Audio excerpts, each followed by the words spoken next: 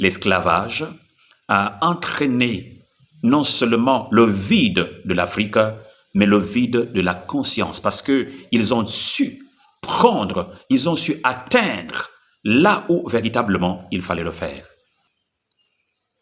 Le monde est vraiment drôle. Les hommes ont su manipuler la terre entière. Imaginez et comprenez ce qui s'est passé. Les premiers êtres qui vont exister sur la terre étaient noirs. Disons le mot d'aujourd'hui, africain. L'Occident a su tronquer l'histoire. L'Occident a su effacer l'histoire et effacer la mémoire pour introduire dans l'esprit de toute l'humanité que les choses ont été faites de la manière dont eux, ils ont voulu que le monde voie. En fait, la seule pensée dans toute l'histoire, c'est l'homme noir. La seule pensée, c'est que tous peuvent se liguer, tous peuvent être en accord pour dire tout simplement qu'il ne faut pas et qu'il ne faudra jamais que l'homme noir comprenne, saisisse qu'il est l'être premier de tout et que tout sort de lui. On va accepter les définitions, les adages. L'Afrique, la mère de l'humanité, mais sans pourtant comprendre véritablement que cette mère, celle qui a enfanté l'humanité, est devenue alors la moins appréciée, l'horrible mère qu'il faut alors effacer. Nous traversons les périodes pour arriver à l'esclavage contre l'Afrique, depuis le 7e siècle jusqu'au 13e siècle. Nous traversons cette colonisation et cette période d'esclavage pour arriver à la traite négrière de 1400. Puis la traite négrière qui va donc conduire à l'esclavage du peuple noir. Ce peuple noir qui va subir les pires atrocités que aucun être humain dans toute l'humanité n'a subi. On ne voudra jamais entendre parler de génocide. Pourtant, c'est au-delà du génocide qui a détruit complètement, qui a détruit l'énergie, la colonne dorsale d'un peuple. L'esclavage a entraîné non seulement le vide de l'Afrique, mais le vide de la conscience, parce qu'ils ont su prendre, ils ont su atteindre là où véritablement il fallait le faire. Ils ont atteint ainsi l'esprit africain. Aujourd'hui, c'est la reconstruction. Oh, combien le chemin est véritablement ardu. Lorsque la mentalité de l'Africain, lorsque finalement, quand l'occidental se présente, c'est-à-dire le blanc, se présente devant l'Africain, l'Africain se voit tout de suite comme quelqu'un qui n'a pas de valeur. Pourquoi? Parce qu'on a su lui dire que tu n'as pas de valeur.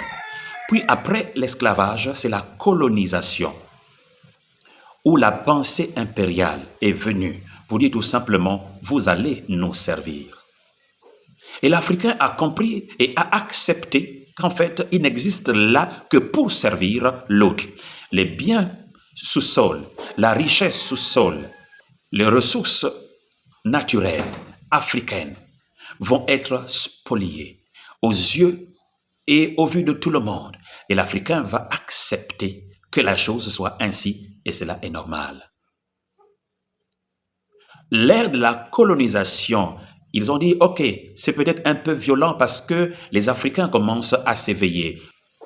Nous allons aller dans le néocolonialisme. Vous restez chez vous, vous gérez vos choses, en fait, mais vous les gérez pour nous.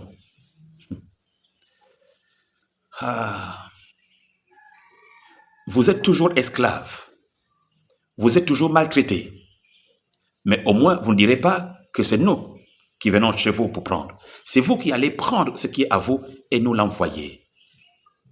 Ainsi, l'Africain est resté dans cette pensée de toujours faire ce que le maître a dit. Est-ce que vous ne pensez pas qu'il y a un temps pour tout? Un temps où l'esclave va donc s'émanciper. Il y a un sage qui disait qu'il s'est étonné de voir sous le soleil que les esclaves sont sur les chevaux et que les princes marchent à pied. Les esclaves dirigent. Les esclaves sont sur les lieux élevés et les princes gémissent. C'est une horrible chose qu'aujourd'hui, il est temps certainement que ça change. Vive l'Afrique qui s'éveille. Vive cette Afrique. Ces jeunes gens, ces jeunes filles qui disent « Nous allons prendre notre destin en main ». Aujourd'hui, il y a la création des blocs tels que nous le voyons en Afrique de l'Ouest avec le Sahel, le Mali, le Niger, le Burkina Faso. Nous voyons un éveil de conscience des jeunes gens, des jeunes filles. Il y a là des dirigeants africains qui disent « c'en est de trop », que nous puissions prendre nos ressources et bâtir l'Occident et vous nourrir. Il est temps pour nous que nous puissions prendre soin de nos propres intérêts, de notre héritage. Ce qui se passe au Gabon et dans certains autres pays où les dirigeants africains se lèvent, alors c'est cela que maintenant nous demandons. Afrique, lève-toi et prends ton héritage. Afrique, lève-toi parce qu'il est temps que tu te ressaisisses. Certainement, on t'a dit des choses, mais aujourd'hui, tu as ton destin entre tes mains. Il est temps certainement de lutter pour que, à jamais, tu sois libre et souverain. Alors que le Dieu souverain, le Dieu tout-puissant, qui a voulu que les Africains soient la tête, celui-là soit béni à jamais. Je vous dis à bientôt. C'est votre frère, le docteur Boussou Abou Campbell. Que Dieu vous bénisse. Kangwaliano.